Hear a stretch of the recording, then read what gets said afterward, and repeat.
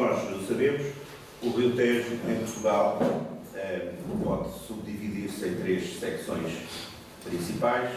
Aquilo que para nós é o Alto Tejo, para nós, dentro do percurso que o Tejo tem no território português, depois um Médio Tejo e depois um Baixo Tejo, que termina, evidentemente, na Foz. Claro que estes espaços em branco entre o Alto e o Médio Tejo, entre o Médio e o Baixo Tejo, são apenas convencionais, porque há aqui, evidentemente, sobreposições. E, portanto, Santarém não está propriamente na terra de ninguém, como é evidente. Está numa zona de transição, simplesmente, daquilo que nós consideramos o Médio Tejo para o Baixo Tejo. Portanto, é este o palco que iremos tentar traçar do ponto de vista da evolução da realidade humana que aqui ocorreu também na transição do segundo milénio. Falou-se ali numa data, 1300 anos, que também é uma data segura, mais uma vez a arqueologia nestes casos funciona por aproximações, e 850 anos. Portanto, é neste período de transição do segundo milénio para o primeiro milénio antes de Cristo que iremos falar. Nós sabemos que o Tejo, desde longa data, foi sempre um rio de circulação de pessoas e de bens. Esta gravura do início do século XIX evidencia bem essa situação com esta embarcação, aqui em primeiro plano, na zona de Belvê, lá está no alto do castelo de Belvê, um pouco estilizado, representando, portanto, a importância da navegação do Tejo, já num setor, digamos assim, do Alto Tejo português, e onde muitas vezes a navegação era apenas possível recorrendo à técnica da sirga, de puxar os barcos ao longo das margens por cordas, transpondo certas zonas onde os baixios impediam a navegação. É uma evidência que também está aqui bem documentada em Abrantes. No final do século XIX, esta era a principal via comercial para fazer o transporte de mercadorias até Lisboa, o azeite, por exemplo. Todos esses produtos que eram produzidos tanto nos campos do Alto Alentejo como da Beira Baixa e do Ribatejo eram transportados pela via fluvial, essencialmente. Isso explica a quantidade de embarcações que estão aqui acostadas, locais de Abrantes, numa época que podemos situar dos finais do século XIX, inícios do século XX. É uma fotografia que pode hoje em dia espantar-nos, mas a navegação fluvial de caráter comercial, transporte de mercadorias e de pessoas, era, de facto, uma evidência que rapidamente se perdeu a partir do momento em que os transportes rodoviários assumiram a importância que têm. Claro que esta fotografia é de todos bem conhecida, evidencia-se aqui, de facto, o eixo de circulação, a via importantíssima, que é este grande rio peninsular, o maior rio da Península Ibérica, favorecendo justamente a circulação de produtos como nós estávamos a referir. E que produtos eram esses? Aqueles que nos interessam em especial são produtos, deste ponto de vista, de interesse, recursos mineiros, que foram sempre recursos estratégicos. Desde os começos da metalurgia, os recursos mineiros assumiram sempre como recursos estratégicos para as populações e cada vez mais estratégicos à medida que a complexidade social se ia afirmando. Neste mapa vemos aquilo que, enfim, é sabido, uma predominância de ocorrências de estanho na parte norte do Tejo. São estas zonas desenhadas a branco, aqui, em particular aqui nesta zona da beira interior, estas zonas com importantíssimas mineralizações de estanho, algumas de cobre, muito raras, atrás dos montes, Beira Alta, aqui uma sobre o Tejo, na zona de Vila Velha de Roda, mas é essencialmente o que de cobre, portanto, é essencialmente o sul e é caracterizado, como nós todos sabemos, pelas mineralizações de cobre. Portanto, há aqui uma dicotomia esteio a norte, cobre a sul. Estes dois minérios são indispensáveis para a produção de uma liga que caracteriza a idade do bronze, que é justamente o bronze.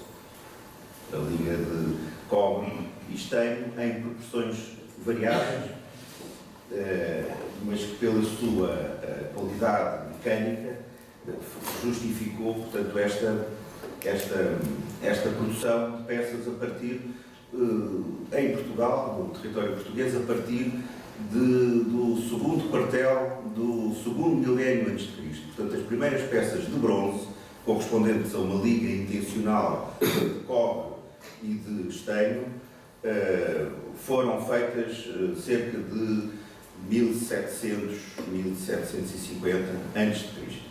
Portanto, nós já tínhamos peças de bronze quando chegámos ao bronze final. Aí, sim, essa explosão da produção de peças de bronze assume um caráter dominante.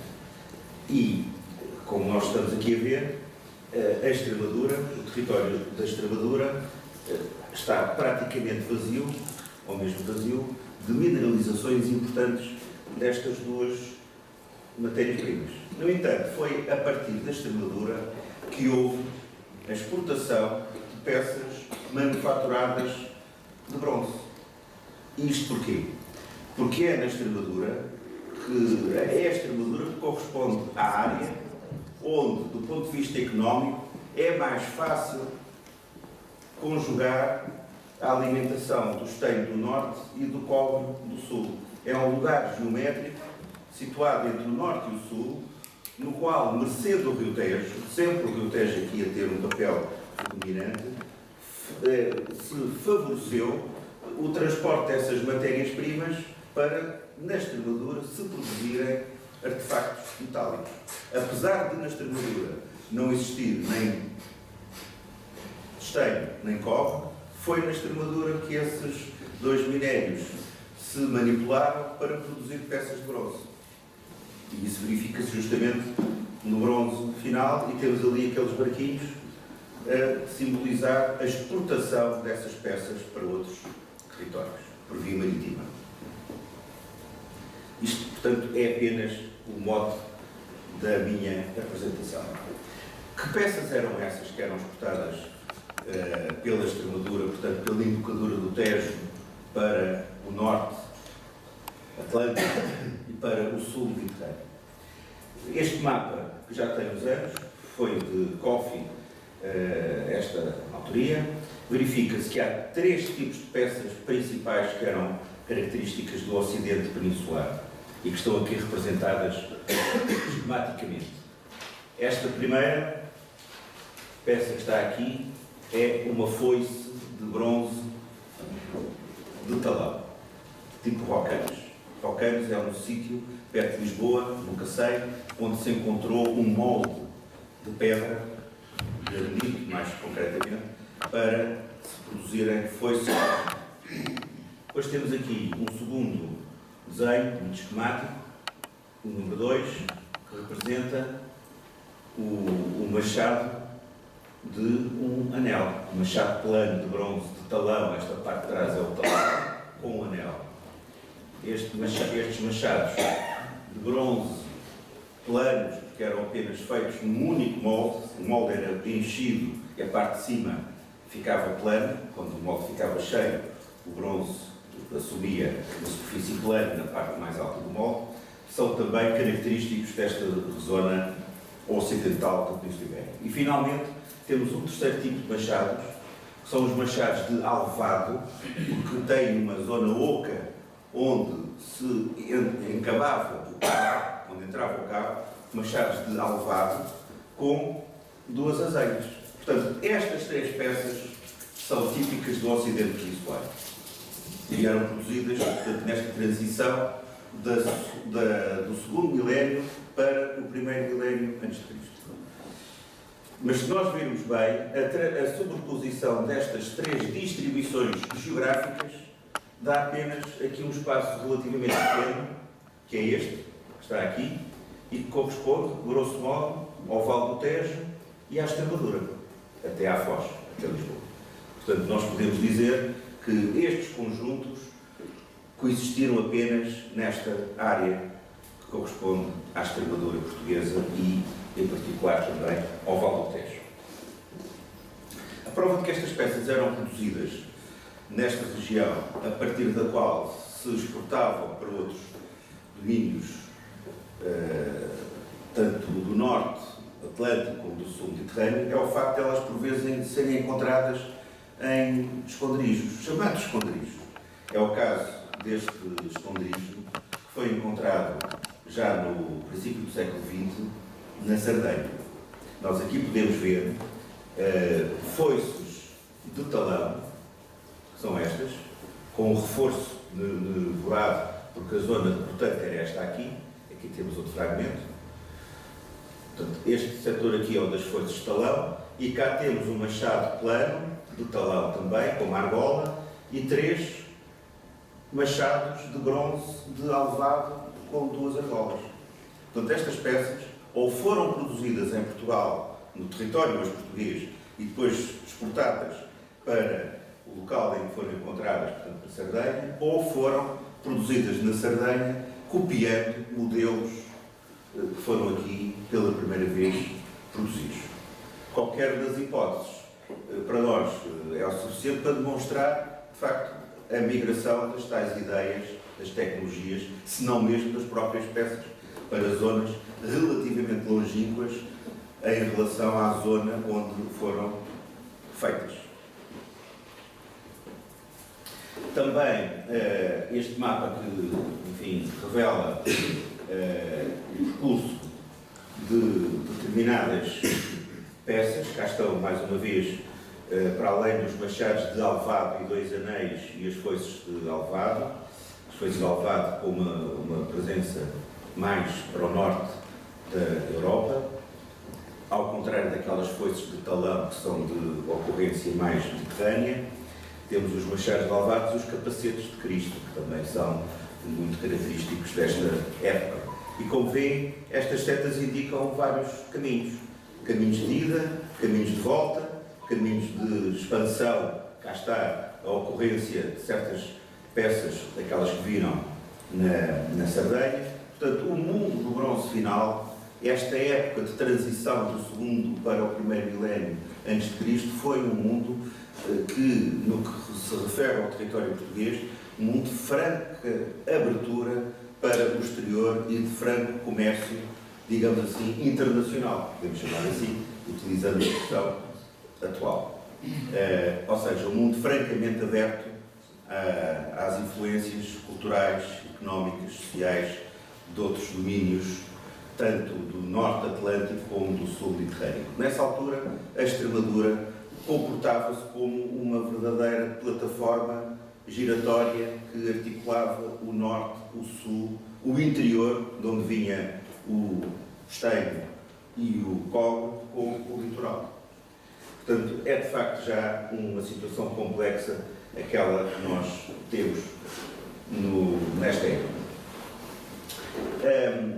Portanto, o motivo eram os recursos mineiros.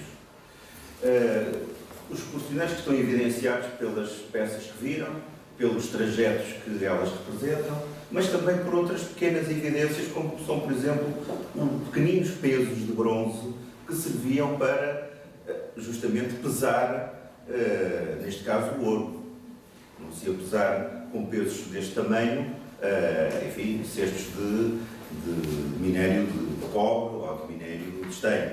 Essas peçazinhas pequeninas serviam para o peso de produtos preciosos, em particular o ouro, que já tinha, nesta época, uma larga expansão. Se nós olharmos para este quadro, estou convencido que não vão ver muito, mas há aqui umas bolinhas a verde que correspondem a um certo tipo destes pesos podemos chamar de ourives, desta época. Estas bolinhas a verde representam, portanto, uma tipologia desses pesos.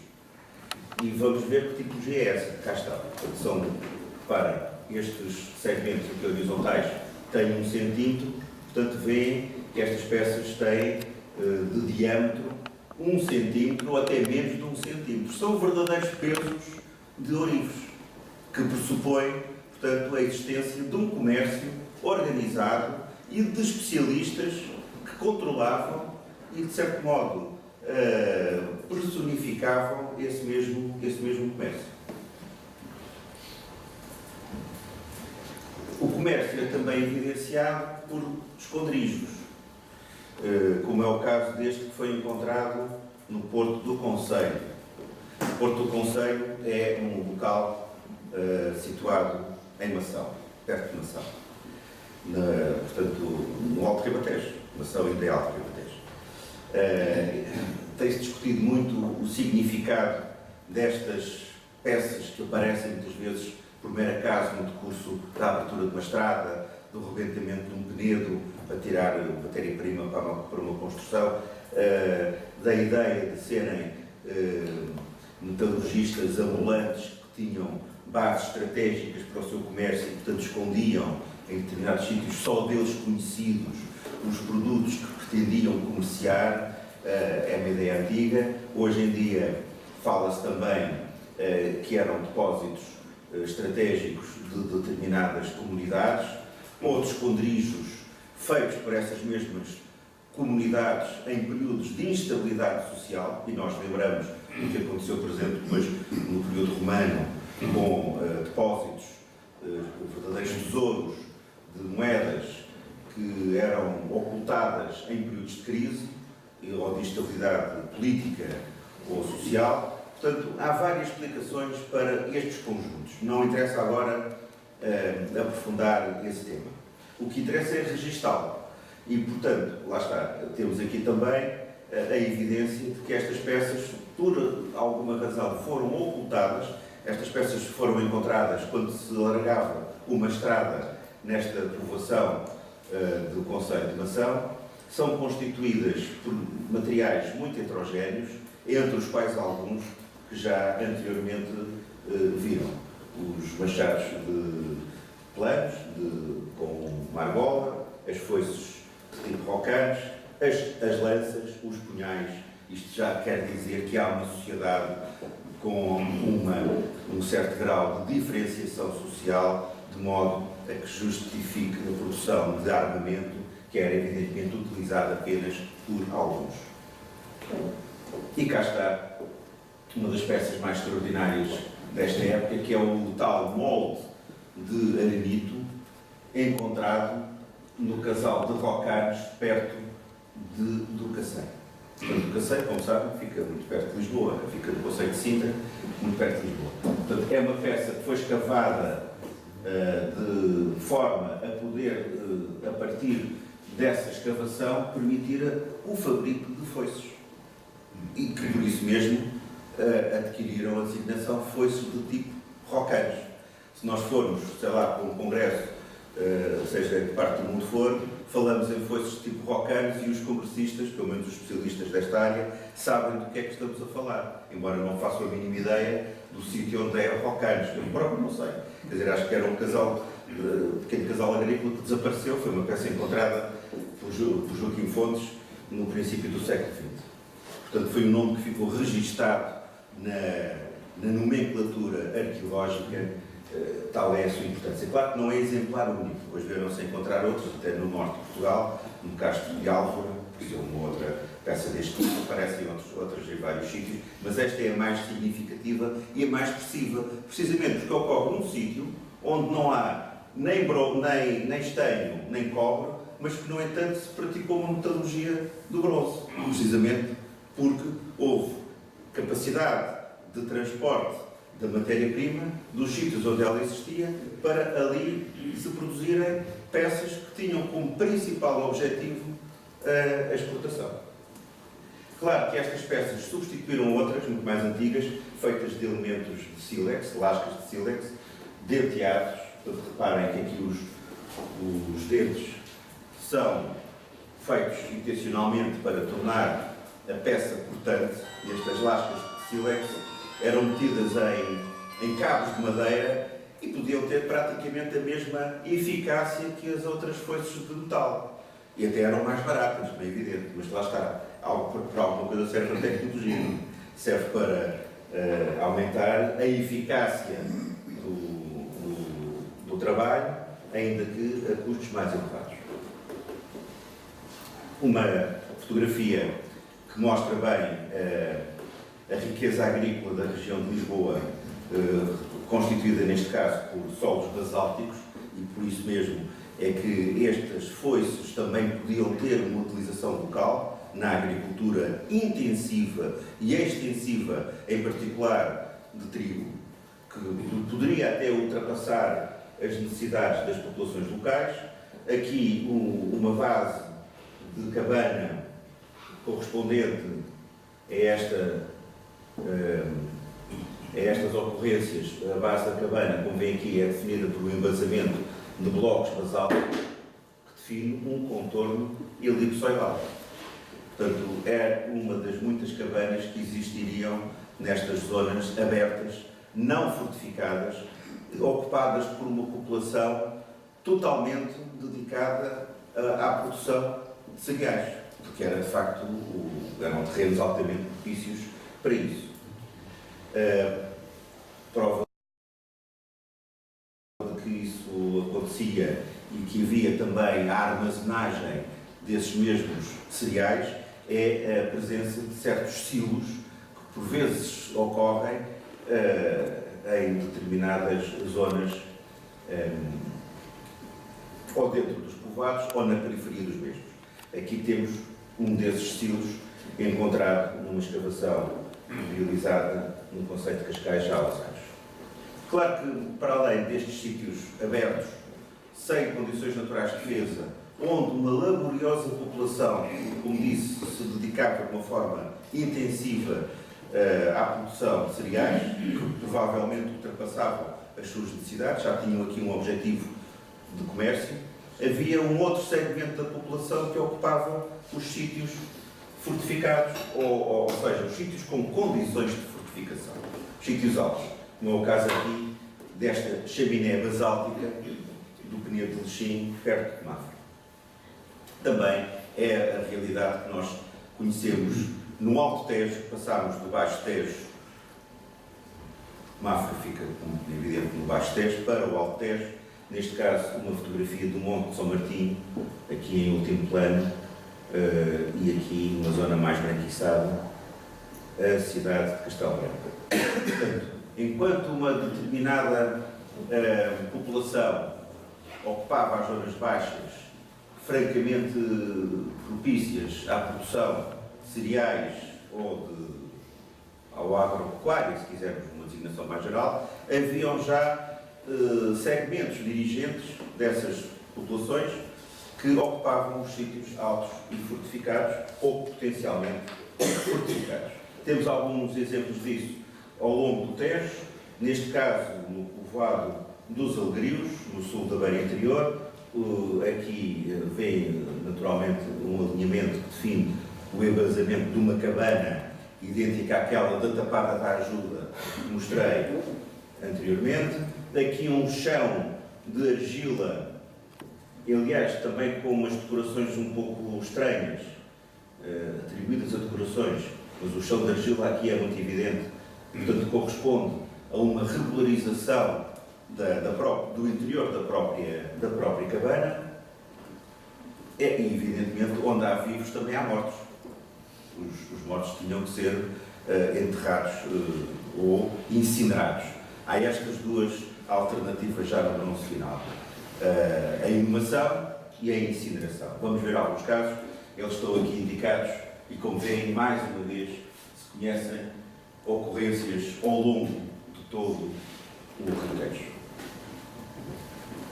Uma das mais extraordinárias, tive a sorte de ser eu a investigá-la no Monte de São Domingos, que pertence ao concelho de Castelo Branco, já muito perto do Tejo Internacional, mesmo junto ao Tejo, perto do Tejo. É uma cabana de planta circular. Esta zona aqui no meio, vem que há aqui uma estrutura, corresponde à estrutura que sustentava um poste de madeira. Portanto, era uma cabana com um poste central, ou aproximadamente central de madeira. Mas há aqui uma outra coisa interessantíssima, que é a existência de um setor que já foi aqui escavado e que correspondia a um aglomerado de blocos de quartzo que tapavam uma urna de cerâmica, dentro do próprio sítio ocupado, portanto, abaixo do chão da caverna. Essa urna de cerâmica continha um conjunto de ossos humanos incinerados. Portanto, uma sepultura de incineração feita no interior de uma unidade habitacional. Nesta altura, em 1996, quando se escavou esta cabana, não havia tecnologia para datar estes ossos, porque os ossos têm que ter colagênio, isso é a partir do carbono 14 que se obtém, não havia tecnologia, mas agora há uma tecnologia desenvolvida na Irlanda, um colega meu, alemão, isto agora o mundo também é assim, há um colega meu alemão que é professor justamente em Dublin, e ele desenvolveu uma tecnologia que foi finalmente possível datar estes ossos. E mais uma vez, a tipologia da urna onde eles estavam contidos, que era uma tipologia característica do bronze final, coincide com a data de carbono 14. Há uma tecnologia que é também a mesma de carbono 14, embora seguindo outros passos, digamos assim, laboratoriais, e que permitiu datar estes ossos também cerca de 850 a 900 antes de Cristo. Portanto, no final do bronze final. Estas esculturas de incineração são muito escassas em Portugal, mas há outros casos. Aqui bem perto de Santarém, no Teixual, o professor Mendes Correia escavou e publicou, na época, estamos a falar dos anos 30, um importantíssimo cemitério de incineração, também com urnas e com cinzas. Aí a incineração foi mais prolongada e os ossos acabaram por se transformar em cinzas. Em alguns dos recipientes encontrou-se até um conjunto de braceletes que estão aqui. Estas braceletes estavam apenas no indivíduo. Claro que o indivíduo não se conservou, porque foi transformado em cinza, não é? Mas as braceletes estavam lá dentro da urna. Portanto, uma necrópole do Teixual, que, tal como a necrópole de São Domingos, representa a progressão vinda pela meseta, pelo interior, da prática da incineração, que é uma prática continental, que vem da Europa continental. E aproveitando o Ebro, depois o Tejo, chegou aqui à zona onde nós estamos. Ao mesmo tempo, haviam outras práticas. Aqui, por exemplo, na zona mais perto de Santarém, há este conjunto de vasinhos lisos, desta mesma época, que infelizmente não tem contexto, estão no Museu Nacional de Arqueologia, mas têm a ver, muito provavelmente, com uma necrópole também deste tipo de incineração. Há outros rituais, para além da própria prática funerária, há outros rituais que podem não ter a ver com práticas funerárias, como foi o caso deste que se encontrou em Moita da Ladra, em Vila Franca de Xira. Utilizaram-se grandes recipientes, estão aqui ainda in situ, grandes recipientes que já estavam partidos na altura em que foram reutilizados pela última vez, sobre os quais se produziram combustões e se queimaram partes de animais. É um ritual, neste caso, não funerário, mas as coisas, de certo modo, estão relacionadas. Vejam, por exemplo, aqui o tamanho destes recipientes. Este segmento tem 5 centímetros. Portanto, o diâmetro destes recipientes tem mais de 50 centímetros. Tem quase, em alguns casos, quase 1 metro. São recipientes do bronze final, feitos à mão. Nesta altura ainda não havia roda de oleiro, o chamado torno rápido. Estes recipientes eram montados à mão.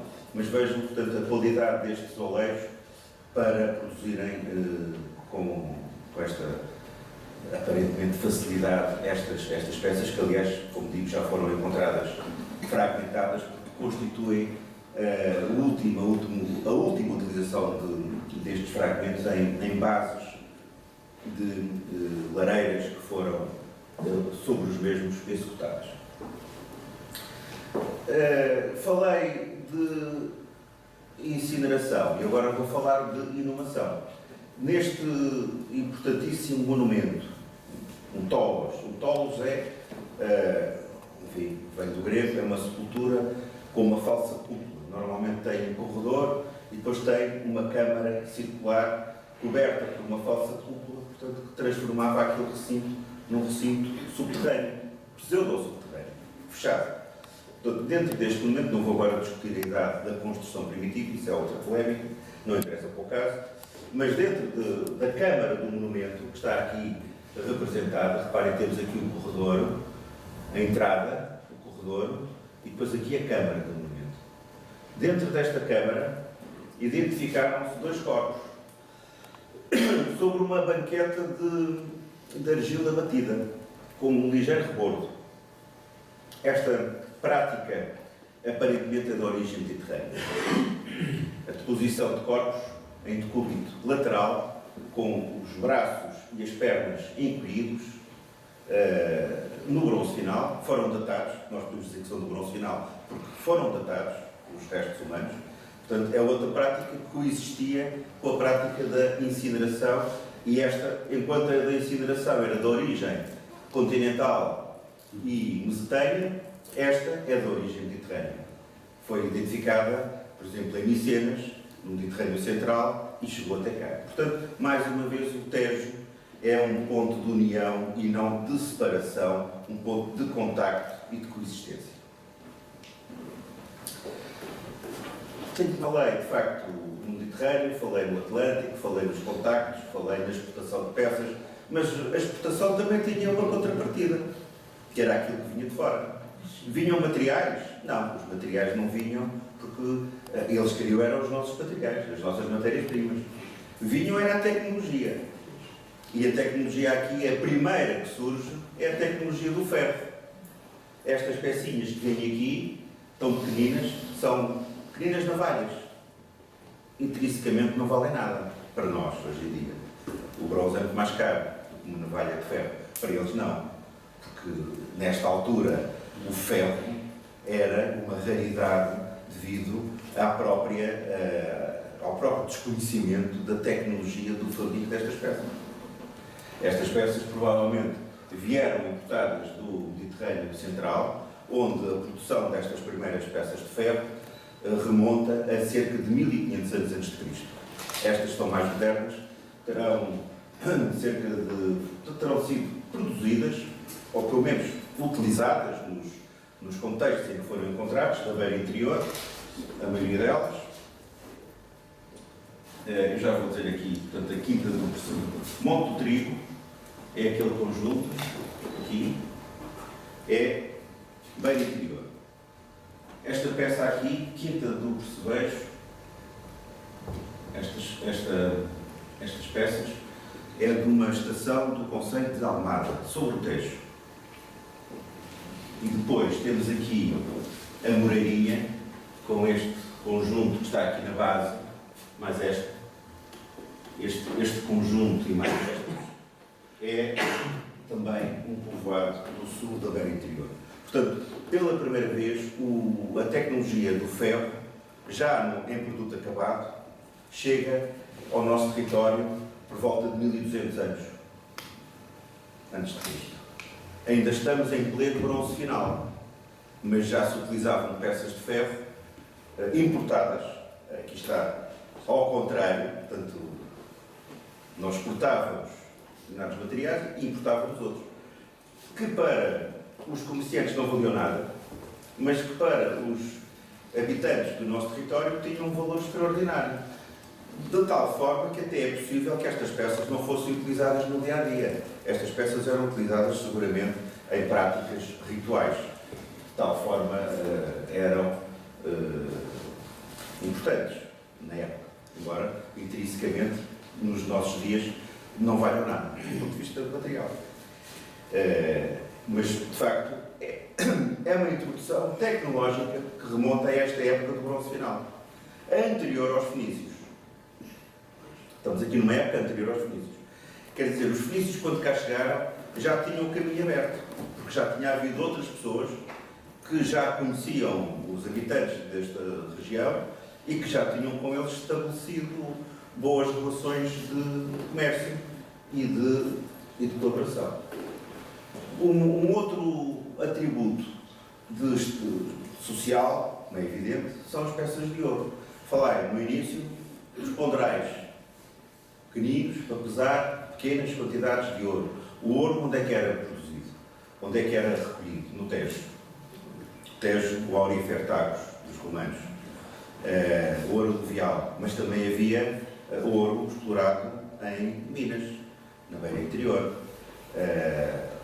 Claro que hoje em dia já não há ninguém que vá garimpar o Tejo, porque a mão de obra é relativamente cara, não justifica o resultado. Mas há 100 anos ou há 80 ainda havia garimpeiros no Tejo. Eu lembro, do meu avô contar, em Belver, antes da barragem, havia pessoas que sazonalmente iam garimpar as areias do Tejo. E aqui em Abrantes também. Portanto, isto quer dizer que numa época muito anterior, em que estes custos-benefícios não eram medidos pelos padrões da atualidade, o Tejo era, evidentemente, uma das fontes mais importantes de ouro, de ouro, tal como as minas que existem no maciço hispânico, em particular, neste caso concreto, da beira interior.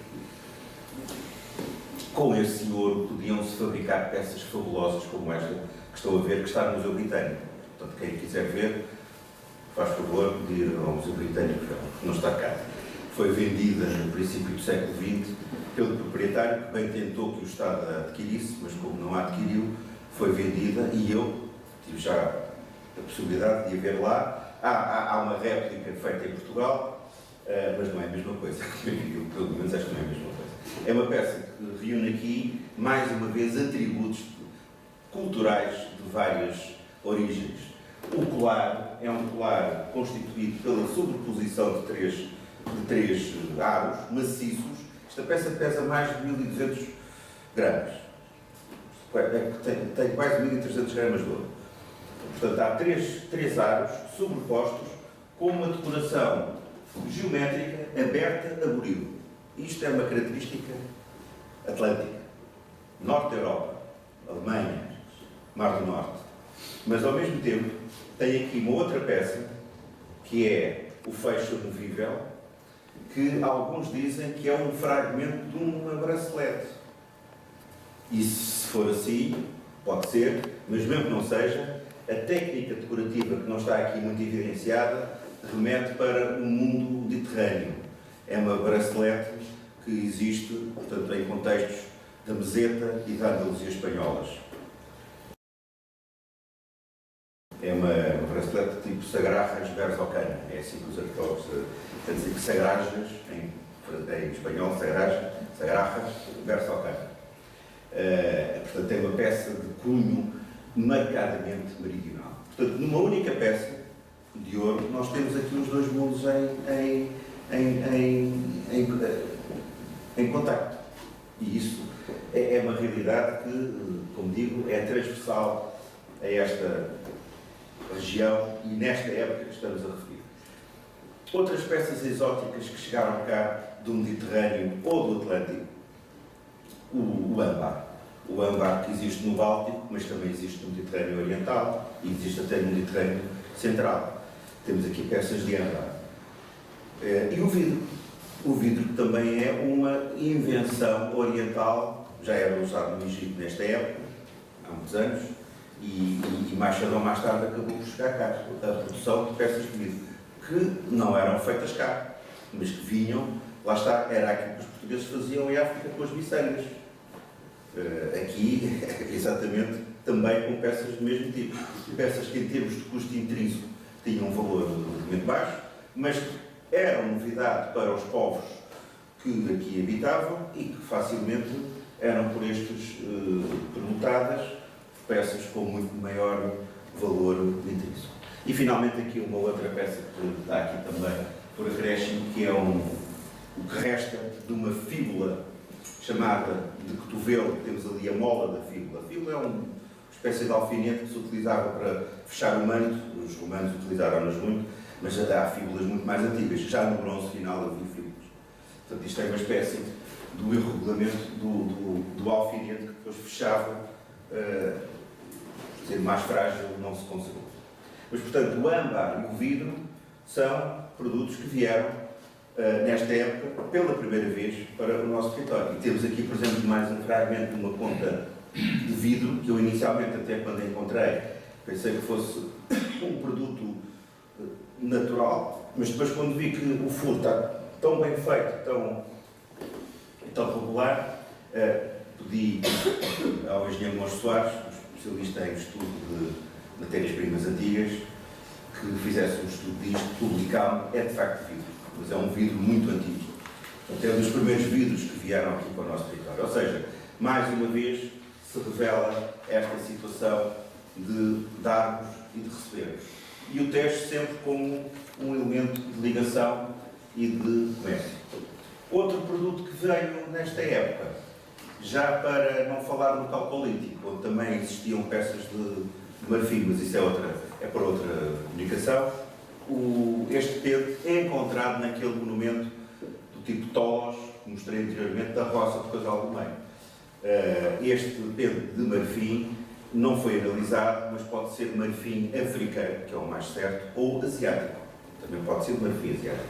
Seja como for, são produtos exógenos e que chegaram cá em consequência, portanto, deste comércio e já com materiais que vieram, não que foram, mas que vieram e que por aqui ficaram em resultado das permutas aqui efetuadas. Outras peças que ainda não se sabe muito bem para que é que serviam, mas cuja decoração é muito característica, esta decoração feita de entrançados por vazamento de molde. Portanto, isto é uma peça que não se sabe o que é. Há quem diga que servia para enrolar as cordas dos arcos para as tornar mais resistentes, mais tensas, mas, enfim, não é uma pega de nenhum recipiente, é uma peça de utilização indefinida. Mas o que me interessa aqui salientar é justamente a tecnologia decorativa. Estes entrançados, feitos, portanto, através da fusão, através da método de cera perdida, ocorrem em peças deste tipo que são relativamente comuns no mundo sardo-cipriota. Portanto, mais uma vez, iam para lá machados, como ainda há pouco viram, ou foices, e vinham peças sofisticadas, especializadas, cuja decoração não deixa dúvidas quanto à sua origem. Também é nesta época de forte comércio que também surge a acumulação de riqueza. Havia pessoas que tiravam dividendos, as mais-valias. Aqui tem, por exemplo, um caso interessante, uma fotografia aérea que, por acaso, fui eu que a fiz num aviãozinho minúsculo, no dia 1 de dezembro de 2001, ou coisa assim. Mas foi uma viagem para esquecer. Mas tive a sorte, enquanto se esperava ali que o tráfego aéreo na zona do aeroporto de Lisboa se libertasse, de pedir para dar ali uma volta sobre Cacilhas, para tirar uma fotografia precisamente aqui esta doca, está aqui, que é a doca da antiga firma construtora Parry & Son, em Cacilhas, onde, numa dragagem, se encontrou esta espada extraordinária, que os arqueólogos designam espada, não sei porquê, em língua de capa, porque se virem, a espada tem aqui um estrangulamento e depois aqui alarga, a parte terminal do bulo alarga, e depois fecha.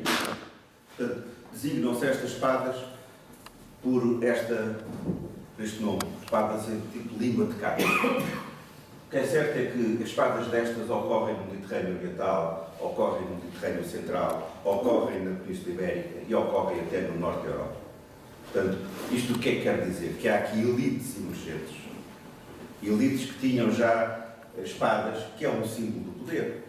É um símbolo do poder e de uma determinada dignidade que é transmitida pela posse da espada. Isto tem a ver com aquilo que eu referi, que é a concentração de poder e a concentração de riqueza, resultante do comércio. Portanto, a emergência de verdadeiras elites já com uma componente guerreira, um segmento guerreiro. que utilizava estes elementos, mas também utilizava as peças de ouro, ou algumas das peças de ouro que viram anteriormente, coisa que está também plasmada nesta estela que está no Museu do Fundão e que tem aqui os atributos, precisamente, do guerreiro da época. Um capacete, está aqui um capacete aqui representado, um capacete triangular, na parte mais alta, não sei se estão a ver. Bem, agora carreguei aqui muito errado. Aqui, portanto, há aqui um capacete triangular. São os tais capacetes de crista, que ainda há pouco falei. Depois aqui na parte média,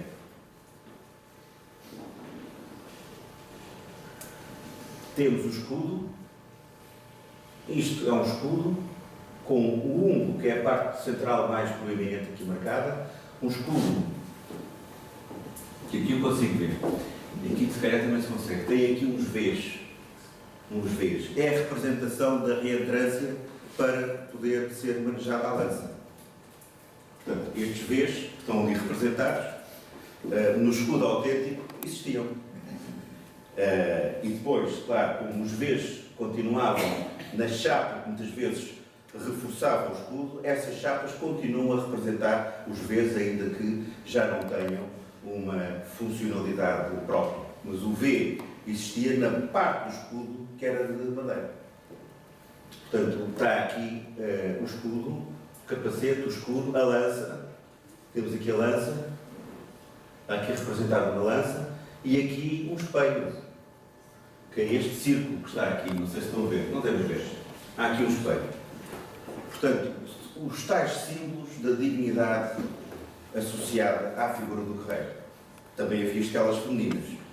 Esta é uma estela masculina e com esta evidência do poder, da estratificação social, da acumulação de riqueza, resultou, portanto, uma sociedade que, em 850 ou próximo disso, estava em condições, estava já suficientemente estruturada para receber os primeiros influxos orientais trazidos pelo comércio fenício. Ou seja, quando os fenícios aqui chegaram, já não encontraram indígenas desorganizados e sem qualquer estrutura que os suportasse e que lhes desse alguma consistência social.